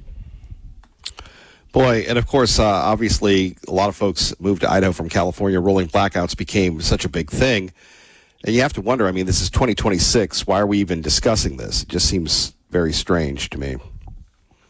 We've got aircraft carriers in this, out at sea right now that don't have to be refueled, air quotes, for decades because they're using nuclear energy. And you're right, this is America, and we have the technology to avoid it. But, people in positions that you and I and our listeners are not in are not utilizing our full potential for whatever reason. There's been an update, I will say, for SPP. They're now saying, as of just a short time ago, that they've moved to a conservative operations advisory, and what that means is that it's considered a stable operating condition, does not require right now customers to conserve energy or to take any action, but they're going to be watching the forecast. I guess they've, there's a little bit of it's not as hot as it's been in recent days, but it's going to return those hot temperatures, and those air conditioning units will be firing up on full blast. Well, yeah, and of course, obviously, the power grid tied to these data centers and how much power they're using to fund AI, to fuel AI that, is going to put us all out of existence, if you will. You're right. Well, see, I mean, your average AI data center typically runs 24 hours a day. And if you look at, say, a 100 megawatt AI campus, which is standard from what I'm seeing, 2,400 megawatt hours per day, 72,000 megawatt hours per month, 876,000 megawatt hours per year. Your average house uses about 900 kilowatt hours per month and about 10,000 kilowatt hours per year. 1 megawatt is equal to 1,000 kilowatts. And then if you get into the big 1 gigawatt AI campuses, I mean, that's, they consume 10 times those numbers of so you're talking about, almost 10 million gigawatt hours per year. And so it's probably a good idea for these AI companies and campuses to, and some of them do, produce their own power. Yeah. And then you look about what's going on in Utah with Kevin O'Leary and the lawsuits and all sorts of things. Pretty wild stuff when you think about, and New York with the data centers. I know that's a little off topic with the grid, but obviously, who would have ever thought 5-10 years ago we would have rolling blackouts or the talk of rolling blackouts in the Midwest as opposed to, it's business as usual in California, unfortunately. Yeah, I mean, it's one of those things where you don't think about it. You're just a consumer, and you turn the lights on, and it's just there. You want and expect the power that you're paying for, and even more and more and more for in recent years. But the fact of the matter is right now there's really only so much to go around, and that's why there's. The future of AI really is going to depend on making sure that there's enough power for all. And what's it going to take to get that done? It's not going to be green energy. Green energy might be a part of it, but it's going to be nuclear. It's going to be power plants, but then politics gets involved and ruins everything. Jeff Manasso, I guess that'll be the last word. As always, bro, we always appreciate you. Thanks, my friend. Our great friend, Jeff Manasso, Kevin Mill in the morning at KIDO Talk Radio. Phone number's here, 580-5436. 580-KIDO. Okay, I can't hoard this any longer. This is from a congressional hearing yesterday with the director of the Smithsonian. You might have caught this on Clay and Buck. You're going, Kevin, I worked at that time. Don't worry, we've got you covered. Excuse me, sir? Is it important to be polite? Yes, sir. It's also interesting because the same mass action toolkit that you're working on now promoting references politeness as a defining characteristic of white supremacy culture. Ma'am, are you a white supremacist? No, sir. You're not. Can you help me square why your organization says that being polite is part of being a white supremacist? I'm not exactly familiar with that passage of the Mass Action Toolkit, which is I can show you the passage right here. Yeah, a great one by Congressman Gill. Pretty wild stuff when we're talking about what our federal government is funding. Excuse me, sir? Is it important? And as I said before, when we were talking to Dylan, we don't need the federal government funding these programs. What we need is the federal government to be funding essential services like fire, like everything else. You're going to love this one. And when we talk about how the world is, whatever you would like to call it, everything is racial. They've got like the voting thing is racial on CNN. And I hope and I pray that one day we can solve the crisis of the self-inflicted racial gerrymandering that's going on. So you tell me when you hear these things, as Congressman Gill was talking about, the Smithsonian's white supremacy list: individualism, self-reliance, nuclear family structures, rational linear thinking, work before you play, plan for your future, protect property, avoid conflicts, manage time, and be polite. Yeah. Yes. That is... As mayor, New York City would arrest Benjamin. That is what's going on. We'll get to Kami Mandami in a minute. But that's the Smithsonian. One of the most prestigious institutes in the world. And this is what we're funding. And as frustrated as we may be with the Republicans... Is it important? As frustrated as we may be with how things are going, because apparently people are out again and again and again, the fact that Joe Biden and who knows what else he did with his shenanigans funded this stuff, everyone should be offended by this. Excuse me, sir? Is it important to be polite? Yes, sir. It's also interesting because the same mass action toolkit that your organization has been promoting references politeness as a defining characteristic of white supremacy culture. Ma'am, are you a white supremacist? No, sir. You're not. Can you help me square why your organization says that being polite is part of being a white supremacist? I'm not exactly familiar with that passage of the Mass Action Toolkit, which is I can show you the passage right here. By the way, the Smithsonian, our nation's national treasure house of history, now calls objectivity and politeness defining traits of white supremacy culture. We're talking about being anti-American. You're going to love this one. Let's see. Because he refuses to stand for the national anthem, former 49ers quarterback Colin Kaepernick will be honored with a display at the Smithsonian African American History Museum. Meanwhile, Clarence Thomas, the second African American to sit on the U.S. Supreme Court, is totally ignored by the Smithsonian because Thomas' political views are out of line with the museum's. We have to save all of our children of every race from this nonsense, because all it's doing is putting one faction of people against the other. That's not the history of this country. That is not how this country was born, bred, through the birthing pains, through the pain, through the agony, through the glory, through the joy, through the victories.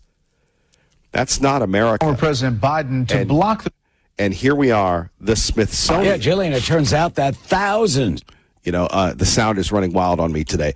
So, Jillian and the thousands here at 580-5436, 580-KIDO, it's just totally irresponsible for the Smithsonian to be doing this. And like I said, it's not pretty, and we can criticize, but if the liberal loons get back in power, it's going to be a challenge. By the way, breaking news out of Caldwell, the Caldwell Night Rodeo reminds you that they have a stadium seat policy, maximum width of 19 inches and depth of 14 inches. So maybe you might have to buy 2 seats if you're Kevin Miller. I don't think I've seen 19 inches width-wise for quite some time. But we'll have more on that coming up in a breaking news blog before you know it. Let's talk about our friends. Speaking of Caldwell, let's talk about our friends in Caldwell, Idaho. One of the things I've always heard about Team Mazda and the pre-owned superstores, they help people buy a car when other dealerships couldn't or wouldn't or shouldn't or whatever wouldn't do it. So how do they do it, Kevin Miller at 580-KIDO? Well, Team Mazda, they've got the experience. Over the years, Aaron and Joel have helped thousands of credit-challenged buyers find the right vehicle with the right loan and the right payment. That's right, the 3 rights. The right vehicle, the right loan, and the right payment. They work with a network of lenders who know and trust them, and that experience, those relationships, that makes a difference. How about this one?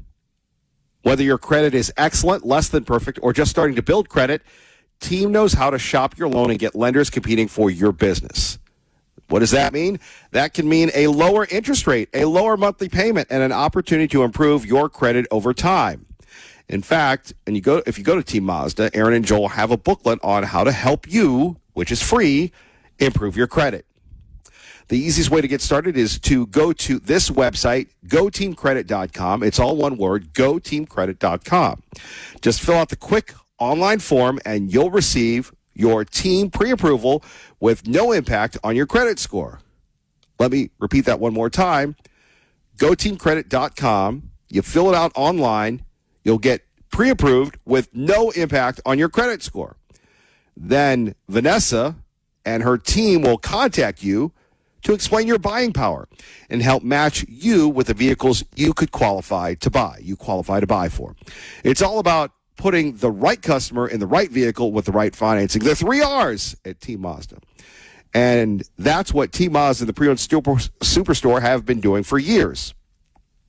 Visit Team Mazda on the Boulevard or get easy-peasy pre-approval today at goteamcredit.com. Check them out, Team Mazda. Aaron and Joel, please tell them Kevin Miller sent you. Phone number is here, 580-5436, 580-KIDO. So if you're polite, I love this, the tenets of the white supremacy. This is why we live in Idaho, one of the most beautiful places, the most tolerant places on God's green earth, and we want to keep it that way as we move along. So you won't believe what Kami Mandami said. Oh, we're not going to tease it. We're going to pay it off. Okay, let's go to Zohan Mandami, and he's not doing a lot for American-Israeli relations. Remember, this is a guy who is the mayor of New York City. Mandami? Well, now all of a sudden he's a little shy, but The guy is just irresponsible with what he is saying about the leader of Israel, which is pretty wild. Palestinian people. He is responsible for the killing of more than 73,000 people, for the maiming of tens of thousands of children, as those who survive undergo amputation. Okay, so here we are, Kami Mandami, who has issued a statement because Benjamin Netanyahu is going to New York City. Now remember, he was not elected to talk about international politics. If you've ever been to New York City or if you've ever watched any of the shows, there's trash everywhere. There's crime everywhere. There's the weed everywhere. And this is, again, another example of a mayor who is not doing his job, lowering taxes, this, that, and the other. Oh, that's right, he's instituting communism. Benjamin Netanyahu is a war criminal, the architect of a horrific genocide against the Palestinian people. He is responsible for the killing of more than 73,000 people, for the maiming of tens of thousands of children, as those who survive undergo amputation without anesthesia, for the targeting of neonatal hospitals and maternity care centers, denying newborns even the chance to live, for the countless people he starved as he blocked food and humanitarian aid from reaching them, for the gunning down of hundreds of aid workers and journalists. Yeah, what Mandami isn't saying is, what about October 7th? What about actually the aid? I think YouTube is kind of where I... Exactly. The aid going in to Gaza, to everywhere else. The only reason why that is happening is because of the Israelis that have held back. Yes, you have people, the younger people in America, that aren't down with Israel like the old people are, which that in itself is shocking. And really, it's a challenge for the Democratic Party because most of this is coming from the left and the right. But remember, the Democratic Party, most of their base, a lot of it, are people of Jewish descent, of American Jews. And yet, how do you, I mean, look, whenever there's any anti-Semitism that goes on, which we condemn, goes on in Boise, you have people coming out and condemning it. Now, what is the difference between anti-Semitism in Boise and Mayor Mandami calling the leader of Israel a war criminal? And how many of us would respond? Look, we don't want innocents to be lost, but when the terrorists hide in the hospitals, what do? Is it overkill or self-survival? Mandami doesn't give us the other side of the story, but you talk about crazy liberal loon. That's Kami Mandami. Kevin Miller, 580. We roll on talking about just this goofiness within the Smithsonian. And thank goodness that we have the Republicans. Oh, did you hear this? Did you hear this other one that the media is very, very troubled by?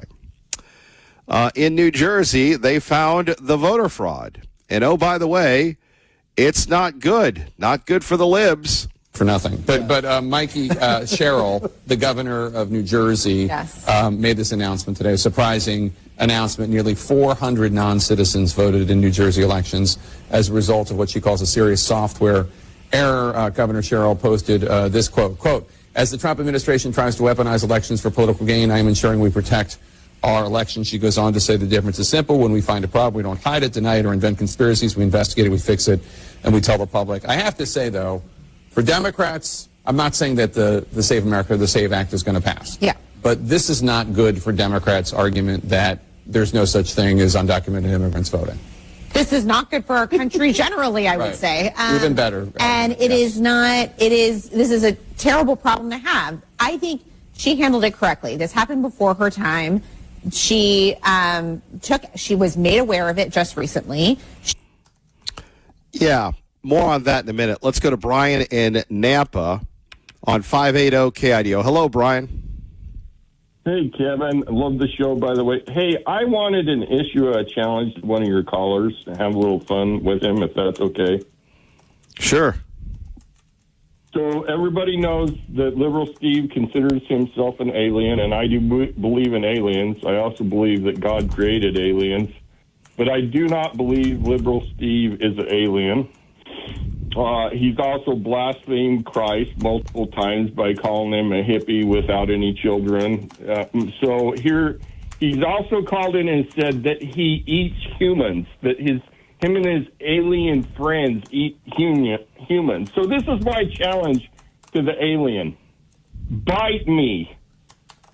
I'm a disabled 54-year-old man in Nampa, Idaho. You got my name. It's Brian Clark. If you're an alien with advanced technology, bite me, because you eat us. Prove it. That's your challenge. And I mean that with the utmost respect. I don't mean anything sexual or disgusting. I just challenge, bite me. Prove you're an alien. Prove that you're superior. Let's have a little, back in the Bible, Kevin, some of the prophets would have contests with some of the other, false gods, and I think one story, they were trying to burn something, and what ended up happening was the false gods' priests all burned up, and their offering all burned up to the true God's prophet. So I just, since he's blasphemed my Lord and my Savior, and he has claimed so much about being an alien, there's your challenge. Bite me, liberal Steve. Excuse me, sir? Is it important?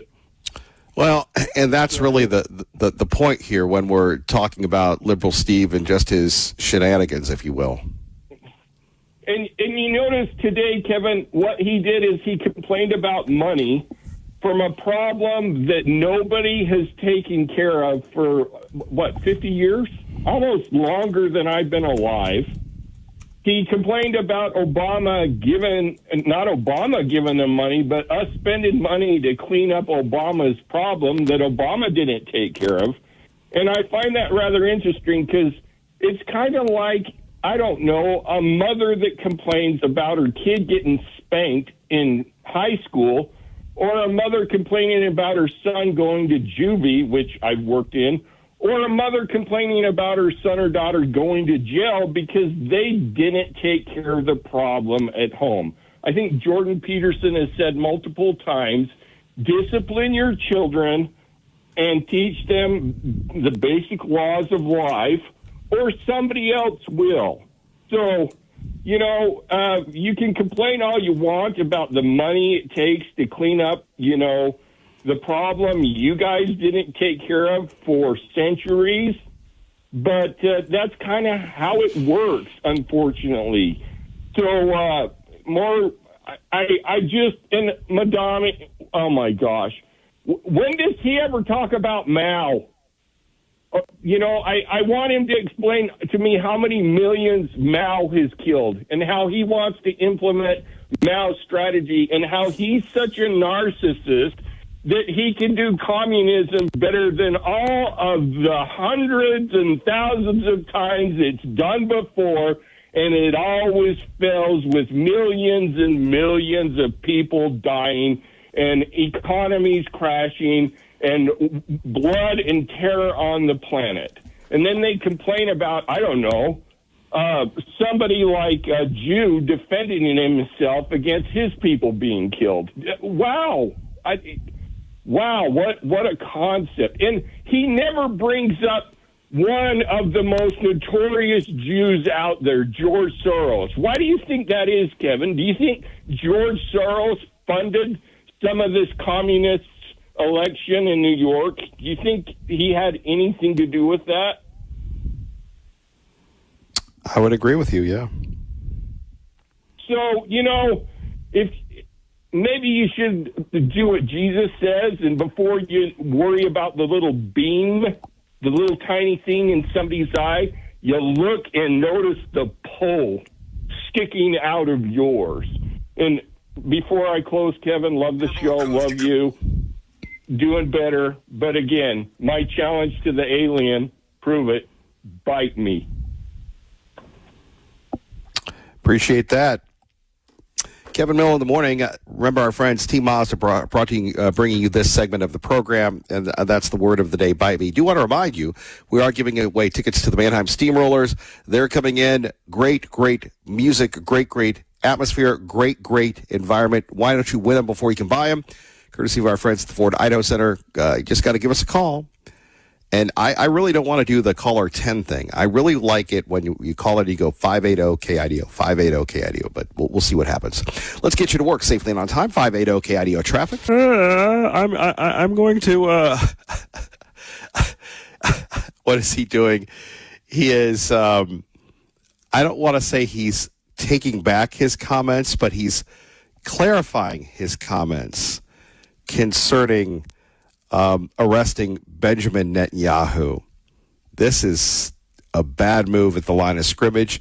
We have voter fraud in New Jersey. We have Chris in Cuna that wants to win those tickets to Mannheim Steamroller. Chris, welcome to the program at 580-KIDO. How many are you going to give us in 10 seconds, do you believe? What do you feel confident predicting here, sir? In 10 seconds, let's say I'll give him 6. You're going to do 6. Okay. Okay, so here we go. 3, 2, 1. Go.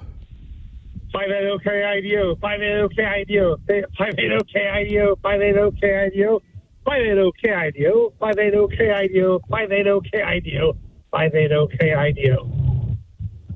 Well, that was, I think, 8. But you won. No, you won. Thank you very much for those tickets. Congratulations. I remember Rush Limbaugh with promoted these guys all the time. The saga continues. Mannheim Steamroller. Fantastic.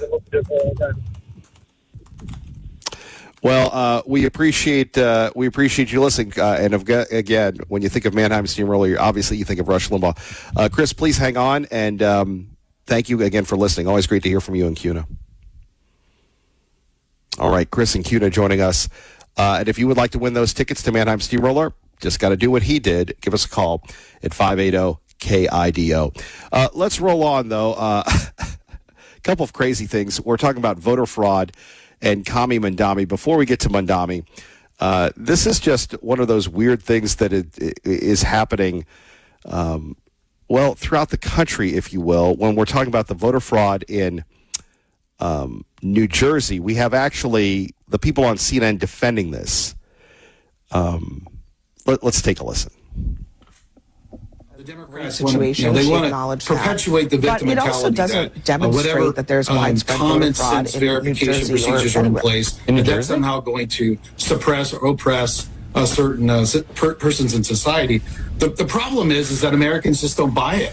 It's really fear-mongering because when you really look at the facts, I mean, in states across the country, ID has been implemented as well as citizenship verification, and it hasn't impacted turnout or minorities. And there we have it, Donald Palmer from the Heritage Foundation. Apparently, we were having audio issues. We apologize for that. Let's go back. Non-citizens were added to New Jersey's voter roll. An historic nuclear agreement following President Trump's approval. The landmark deal would potentially... Crazy sound today. All right. Why don't we go back to this? So here we have what I can count on is not the silly, wacky, zany sound going out of control, but what I can count on is at 580-5436, 580-KIDO, is that New Jersey had to admit that they had 6,600 people that were illegals on their voter rolls. Out of the 6,600 people that were on the voter rolls, 400 of them voted. So on the Thunderdome show on CNN, we had people saying, it's no big deal. It's no big deal, the voter fraud. Tell that to our Secretary of State. Tell it to him. It's inconsequential. Let's tune in and eavesdrop on this conversation. White House obviously seized on the news to help push Trump's voter ID bill, writing, quote, Democrat glitch registers thousands of non-citizens to vote. Another reason to pass the Save America Act. This is obviously not a great situation. She acknowledged that. But it also doesn't demonstrate that there's widespread voter fraud in New Jersey or anywhere. In New Jersey? 6,600 non-citizens made it onto the voter rolls. That's to me is pretty widespread voter fraud. That's widespread? Yeah, I think it would be pretty bad if one person who's not a legal citizen in the United States. The number of registered voters in the state? New Jersey spends $60 billion over that overall on its budget. So I think if we're seeing... but I mean, you just said it's widespread. So where's the proof that it's widespread? 6,600 non-citizens made it onto the voter rolls. That is 0.006% of registered voters in the state. Mikey Sherrill, she won her I don't think it invalidates her election. She won her election by 500,000 votes. Now, first of all, Abby Phillips, she's going to be reassigned very soon. As you can tell, very emotional, very defensive.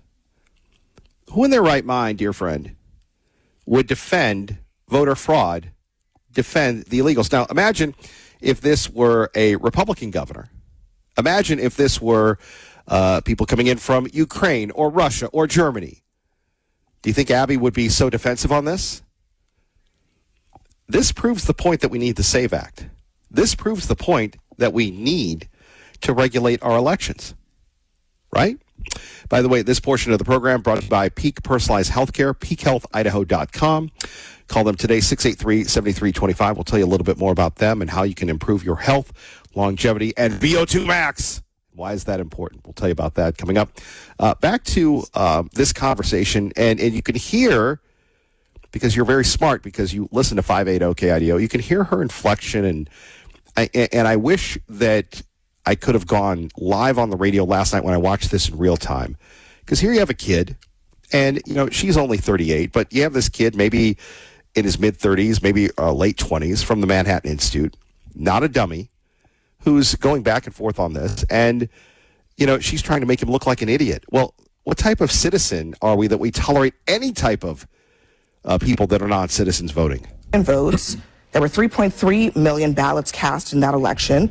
400 ineligible voters. Let's say, because we don't even know, let's say they all voted for her, which maybe they did. Yeah, it still wouldn't invalidate the election. That would be about 1/100% of all the votes cast. Yeah. Widespread? Yeah, 6,600 non-citizens made it onto the voter rolls. That's pretty bad. I think. Hold on, widespread. See, again, she's trying to make him look like an idiot. Here's the deal. Abby, do you love America? Put her on the defensive. I love America. People died for the right to vote. People have literally died in this country. We should protect it, not prostitute it out, ma'am. Let's go to Mark, the watchdog of Eagle, who joins us now at 580 KIDO. Hello, Mark. Hello, sir. Good morning. First off, we need to stop treating these fake news, ABC, NBC, CBS, CNN, and whatever the MS, whatever it is now, whatever it is called. Quit giving them some kind of a way out for their fraudulent ways of portraying the news to the American citizenry, especially the stupid ones who will keep watching those shows, those so-called news networks, and just suck in the propaganda lies that they're being fed. They're like mushrooms in a closet. Here's another one for you. This is California, Pennsylvania, New Jersey, and Nevada alone. White House, more than 250,000 foreigners illegally registered to vote in those 4 states. Here's one for you. The classified election files, shocking CIA note on election machine vulnerabilities in Venezuela. I just sent that one to you, Kevin. And guess what? Remember good old Lou Dobbs, the Idaho boy, who used to be on CNN and was on Fox. I think he switched to Fox. Maybe I'm thinking of Glenn Beck. No, he went to he was there at Fox Business, and then he got run thanks to the lawsuits and everything. Yes, Lou Dobbs. Yeah, and then tragically passed away. Lou Dobbs at one time, like Bill O'Reilly, was the guy. Yeah, he was, and I used to love watching those. And I used to actually. Back in the days of VCRs, I used to tape his shows when he was on CNN, Communist News Network, and he talked about something here that the CIA knew forever. Your loving CIA, Central Intelligence Administration. Those guys, I'm telling you, I keep saying it over and over, they are one of the biggest threats to America's security is the CIA. They knew about the Sequoia software And this story I sent you from Gateway Pundit, it's on there today. It talks about that and the Smartmatic voting machines that Lou Dobbs talked about back in 2007, 2008. I have videotapes of him when he was on there and what he talked about those machines and the software that was proprietary to the Venezuelan government and the people involved in it down there. This is the same kind of racket that was done down in Brazil when it took out a conservative Bolsonaro down there and put that whatever you call him, that dictator president in charge in Brazil, who was just an absolutely nasty little socialist communist down there, and the CIA was involved in that. But you're also, I've sent you stuff on what's going on. What is it, Muskegon, Michigan, and Jocelyn Benson, the Secretary of State there, and Whitmer. I've sent you stuff for months and months about the fraud in the election system there and the fraud they're finding with illegal voters on their voter registrations. And so, I mean, it's insane how this has been denied for so long when all the stuff comes out. But none of the fake news networks out there will report on this. They'll play it down. They'll downplay it. And like what you just played earlier out of New Jersey, well, sorry, this was a mistake. We always hear it was a mistake. Yeah, mistake my you-know-what. I got something you need to really look at, Kevin. And who knows, maybe the demon rats are behind this one, too, since they love to fraudulently get money from all known sources. This is a bad one. Horror in Arizona, good old liberal Steve State. Whistleblower says Native Americans were drugged, locked in fake rehab houses so criminals could steal billions from Medicaid. They're saying that up to 2,000 are feared dead or missing. This is on News Nation, apparently, but it's an interesting story on the Gateway Pundit that came out. They are talking about why the Native Americans were saying, what is the connection between white vans seen all around parts of Arizona and missing Native American Indians? Well, apparently they've been drugged. We're put in these fake rehab things so they could get money from the government. Probably wanting the demon rats, voting, get them elected. And that's why when you look at this, it almost sounds like something that they would concoct to funnel money into the launder money, probably through GBI strategies, to get them elected. But, I mean, look what's happened down there with the fraudulent voting in Arizona in the past. So we had Kerry Lake, who should have been the governor down there, who was fraudulently voted out from that position because of voter fraud down there. So, but there's a real horror story. You really ought to look at that one. I sent that to you a little bit ago. I wonder what other groups that they might be doing this to in other states besides Native American Indians. So, we live in a really questionable world. I hate to say it, but where's God? I'll let you go on that one, Kevin. Thanks. Kevin Miller, 580 KIDO. Tickets to Mannheim Steamroller just by giving us a call, and we'll put you on like Chris and Cuna did, like Stephen and Nampa did. All you got to do, 580 KIDO. You tell us how many times you're going to do it, and we'll give you those tickets. Again, win them before you can buy it. Won't be long before it's Christmas time. And quite frankly, considering the temperatures, I can't wait for it to cool off. Back to this conversation, if you're just tuning in, all of a sudden, the libs have to own up to it. Yes, there is voter fraud going on, and it's not looking good for them. But here you have the anchor, Abby Phillips of CNN, defending voter fraud, saying, it's only thousands of people, not millions of people. Isn't that how an infection starts? 6,600 people who were inadvertently registered to vote. The vast majority of them never cast a ballot, and you're calling 400 maybe ballots cast by people who were registered as Republicans, as Democrats, as Independents, as widespread in a state where there are 6.8 million registered voters? Yeah, I'm with the governor of New Jersey on this. I think it's a pretty big problem. That math doesn't math, Jesse. That math doesn't math? Let's go to Sandra, who joins us now with Kevin Miller at 580 KIDO. Sandra, are you feeling pretty confident today? Oh, yeah. All right. So how many 580 KIDOs are you going to give us? I could do it 10 times. 10 times. Okay. Are you ready? I'm ready. Okay. 3, 2, 1, go. 580 KIDO. 580 KIDO. 580 KIDO. 580 KIDO. 580 KIDO. 580 KIDO. 580 KIDO. 580 KIDO. 580 KIDO. 580 KIDO. Congratulations. You're going to see. we don't have the budget for the sound effects, but thank you for providing that, Sandra. We appreciate you listening, and we're excited to be able to give you those tickets, ma'am. We love you so much, Kevin Miller. You guys are awesome. You rock. Thank you. Please put her on hold, Bo. Thank you very much. And again, pair of tickets to Mannheim Steamroller. Appreciate Sandra for listening. We know you have a lot of choices in the morning, and if you're listening to the podcast on YouTube or wherever else, we appreciate you. So thank you. Appreciate you. And more on the voter fraud. A lot going on here today. Taking your calls, giving away tickets, having a good time. Because quite frankly, it's life is too short to be depressed about the news. Here's one that I think people will really laugh about. Do we have it? This has to be the Idaho Capital Sun. No, it's from the Idaho Press. Idaho Democrats, they're still around? Apparently they are. The Ada County Democrats are considering endorsing an independent candidate, Todd Achilles, the guy that's running as an independent. Although I don't know where ageism became appropriate. If you've seen his billboards, he makes fun of, not makes fun, but he points out Senator Risch's age. You ever hang out with Senator Risch? That's his age is a blessing. Seniority is welcomed in the Senate. But anyway, my own personal thoughts.